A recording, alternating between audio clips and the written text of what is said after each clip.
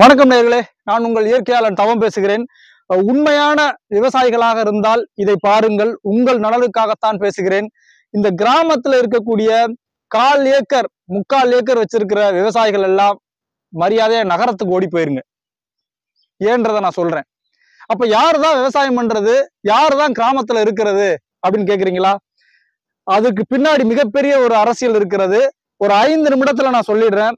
கண்டிப்பாக வெறும் 3 ஏக்கருக்கு கீழே இருக்கக்கூடிய விவசாயிகள் எல்லாம் விவசாயத்தை விட்டு தனது குழந்தைகளை கூட்டி கொண்டு போய் நகரத்துல செட்டில் ஆயிடுங்க. யார் விவசாயம் பண்ணணும் அப்படின்னா, ஏன் அப்படின்ற நிறைய கேள்விகள் இருக்கிறது. என்னன்றத நான் ஒவ்வொன்றா சொல்றேன். முதல்ல, ஏன்னா நீங்க 3 ஏக்கருக்கு கீழே விவசாயம் பண்ணீங்கன்னா வருஷத்துக்கு ஒரு முறை தான் விவசாயம் பண்ண முடியுது. ஏன்னா தண்ணி பாசனம் எதுவுமே கிடையாது. வானம் பார்த்த பூமி அல்லது கண்மாயில இருந்து தண்ணி பாய்ச்சிருக்கீங்கன்னா கூட ஒரு தேரம் தான் விவசாயம் பண்றீங்க. அப்படின்னா நான் இப்ப பாருங்க, நான் என்னையவே எடுத்துக்காட்டா சொல்றேன். இது பாத்தீங்கன்னா முக்காணின்னு சொல்லுவாங்க, காணி நிலம்னு சொல்றோம்ல, அது மாதிரி இது வந்து முக்காணி.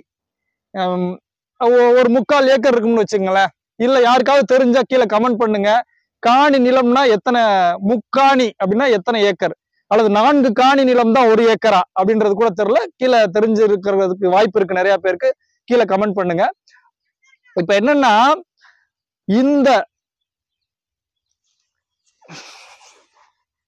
3/4 ஏக்கர்ல நெல் பயிரிட பண்ணேனா, நெல் பயிர் செஞ்சு இதுல இருந்து எடுத்து ஒரு 30 மூட்டை வந்தது.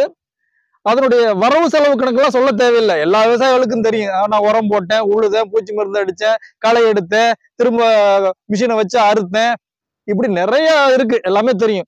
கடைசியில மிஞ்சினது வெறும் 10,000 ரூபா தான். ஒரு 5 மாதம் நம்ம இங்க உழைச்சோம்னா வெறும் 10,000 ரூபா தான் நமக்கு வந்து கிடைக்குது. அதுக்கப்புறம் நம்மளால இங்க விவசாயம் பண்ண முடியாது, ஏன்னா தண்ணி இருக்காது. வருஷத்துல ஒரு நேரம் தான். வெறும் 10,000 ரூபாய்க்காக நாம் வருடம் முழுக்க இந்த கிராமத்துல ஏன் இருந்து இந்த விவசாயத்தை பண்ணி கட்டி அழுகணும்? அந்த காலங்கள்ல வந்து பாத்தீங்கன்னா நகரத்துக்கு போக முடியல, படிக்கல, வேலை இல்லை, அதனால இங்கே கிடந்திருக்கலாம் நம்மளுடைய தாத்தா பாட்டி முப்பாட்டெல்லாம். இப்ப இருக்கிறவங்களும் நம்ம அதையே கடைபிடிக்கணும்ன்ற அவசியம் இல்லையே. அப்ப நம்ம படிக்க வச்ச குழந்தை குட்டிகளை போயிட்டு இப்ப நகரத்துல பாத்தீங்கன்னா ஒரு குடும்பத்துல 2 பேர் வேலைக்கு போனா கூட, அப்பா மயன் அல்லது மக அப்பா அல்லது அம்மா, யாரோ ஒரு குடும்பத்துல ஒரு 4 உறுப்பினர்கள் இருப்பாங்க, அல்லது 3 பேர் இருக்கிறாங்கன்னு வச்சுங்களேன். ஒரு 2 பேர் வேலைக்கு போனா கூட மினிமமா ஒரு ஆளுக்கு 15,000 ரூபாய் கணக்கு வச்சுக்கோங்க, 2 பேருக்கு 30,000. அப்போ ஒரு மாசத்திற்கு நகரத்துல 30,000 ரூபாய் ஒரு மாசத்துக்கு. அப்போ ஒரு வருஷத்துக்கு கணக்கு பண்ணிக்கோங்க. இங்க வருஷம் ஃபுல்லா இந்த நிலத்துல கட்டி அழுது உழுது புரண்டாலும் வெறும் 10,000 ரூபாய் தான் லாபம்.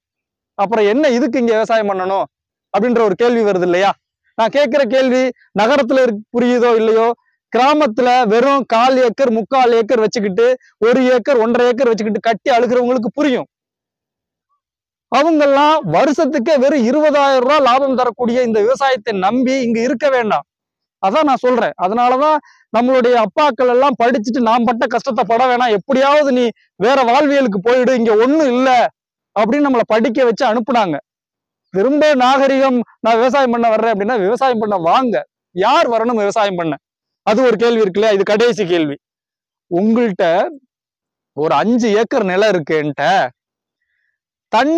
தண்ணி பாசனம் வருஷம் முழுக்க தண்ணி, கிணறோ அல்லது போரோ, விவசாய போரோ, இப்படி வருஷம் முழுக்க 12 மாசமும் என்னால விவசாயம் பண்ண முடியும், தண்ணி குறையாத தண்ணி வசதி இருக்கு, என்கிட்ட ஒரு 5 ஏக்கர் நிலம் இருக்கு அப்படின்னா நீங்க வந்து ஆடு மாடு கோழி இதோட சேர்த்து விவசாயம் ஒரு 5 ஏக்கர்ல பண்ணீங்கன்னா ஒரு வருஷத்துக்கு நீங்க நினைக்கிற மாதிரி ஏதோ நகரத்துல போய் வாழ்ற வாழ்க்கையில சம்பாதிக்கிற மாதிரி எடுக்க முடியும். 5 ஏக்கருக்கு அல்லது 3 ஏக்கருக்கு குறைவா இருக்கக்கூடிய விவசாயிகள் தயவு செய்து தனது குழந்தை குட்டிகளை கூட்டிட்டு போய் நகரத்துல செட்டில் ஆயிடுங்க. அப்ப அந்த இருக்கிற வயல்லாம், அது என்ன பெரிய வய, ஒரு டிராக்டர் போய் திரும்ப முடியாது, ஒரு டிராக்டர் போய் நெல்லை அறுக்க முடியாது, அப்படிதான் இருக்கு வயல்கள் எல்லாம் கிராமத்துல. ஏன் அப்படி ஆச்சு? ஏன்னா தன்னுடைய பகிர்வு தான். ஐயாவுக்கு 4 பசங்க, சித்தப்பாக்கு 2 பசங்க, இன்னொரு சித்தப்பாக்கு 3 பசங்க, இன்னொரு சித்தப்பாக்கு 4 பசங்க, அப்புறம் அந்த பசங்களுக்கு 2 பேரு. இப்படி பாத்தீங்கன்னா கணக்கு பாத்தீங்கன்னா 1 ஏக்கர் நிலத்தை 8ஆ பிரிக்கணும், 10ஆ கூட பிரிக்கணும். இப்படித்தான் நிலம் சின்ன சின்னதா ஆயிடுச்சு. இதை கட்டிக்கிட்டு தான் நம்ம அழுதுட்டு இருக்கோம். நான் சொல்ற காணொளிகளை ஏற்றுக்கொண்டு அதற்கு எதிர் கருத்து எதுவும் இருக்குன்னா நீங்க கமெண்ட் பண்ணுங்க. கண்டிப்பாக நான் அடுத்த காணொளியில் அதை விடையளிக்க காத்திருக்கிறேன். நகரத்துல போய் நிம்மதியான வாழ்க்கையை வாழ முடியும். உங்களுடைய நிலத்தை உங்களுக்கு பக்கத்துல இருக்கிறவங்கள்ட்ட கொடுத்துட்டு போயிடுங்க. இல்ல என்கிட்ட 5 ஏக்கர் இருக்கு அப்படின்னா நீங்க போக வேணாம், தயவு செய்து. நான் உங்களை எல்லாம் போக சொல்லல. நீங்க கிராமத்துல இருந்து விவசாயம் பண்ணுங்கள். தொடர்ந்து நாம் விவசாயிகளை பற்றியும் அவர்களது முன்னேற்றங்களை பற்றியும் நிதர்சனமான உண்மைகளோடு பேசிக் கொண்டிருக்கிறோம். பொய்யாகவோ அல்லது பல பிரபல மீடியாக்கள் சொல்லுகிறது போல சாத்தியம் இல்லாதே நாம் பேசவில்லை. தெரியும் என்னை பற்றி. நீங்கள் தொடர்ந்து என்னை ஃபாலோ பண்ணிட்டு இருக்கீங்க. சாத்தியமான ஒன்றைத்தான் விவசாயத்தில் பேசிக் கொண்டிருக்கிறோம். நன்றி. அடுத்த காணொளியில் சந்திப்போம்.